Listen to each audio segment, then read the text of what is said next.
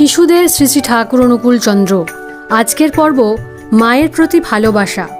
বয়স বাড়ার সাথে সাথে ছোট্ট অনুকূলচন্দ্রের দুষ্টুমিও ক্রমে বাড়তে শুরু করলো। একদিন তার দুরন্তপনার জন্যে তার মা মনমোহিনী দেবী একটি বাঁশের কঞ্চি নিয়ে অনুকূলচন্দ্রকে মারতে ছুটলেন। অনুকূলচন্দ্র প্রাণপণে দৌড়তে লাগলো। কিছুক্ষণ পর হঠাৎ পিছনে ফিরে অনুকূলচন্দ্র দেখতে পেল যে তার মা সমানে ঘামছেন আর হাঁফাচ্ছেন। মার চোখ মুখ লাল হয়ে গেছে। মায়ের এই অবস্থা দেখে অনুকূলচন্দ্রের ভীষণ কষ্ট হলো। আর যাতে মার কষ্ট না হয় সেজন্য মার কাছে অবশেষে নিজেকে ধরা দিল অনুকূলচন্দ্র। মার কষ্ট যে সে কিছুতেই সহ্য করতে পারে না। আর একদিনের ঘটনা, সেদিন বালক অনুকূলচন্দ্রের স্কুলে যেতে কোনো কারণে দেরি হয়ে যায়। ওই দিনই ছিল তার অঙ্ক পরীক্ষা।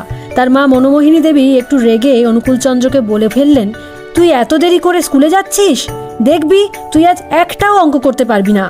মায়ের কথায় মন ভার হয়ে গেল অনুকূলচন্দ্রের। স্কুলে গিয়ে প্রশ্নপত্র হাতে নিয়ে দেখে সে সব অঙ্কই করতে পারবে। কিন্তু সেদিন শুধু সাদা খাতা দিয়ে অনুকূলচন্দ্র বাড়ি চলে এলো।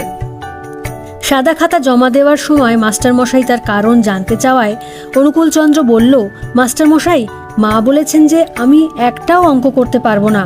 আমি অঙ্ক করলে যে মায়ের কথা মিথ্যে হয়ে যাবে, মায়ের কথা মিথ্যে হতে দিতে আমি কখনো পারবো না। পরে অনুকূলচন্দ্রের জন্যে নতুন করে অঙ্ক পরীক্ষার ব্যবস্থা করেন শিক্ষকেরা এবং অনুকূলচন্দ্র তাতে উত্তীর্ণ হন।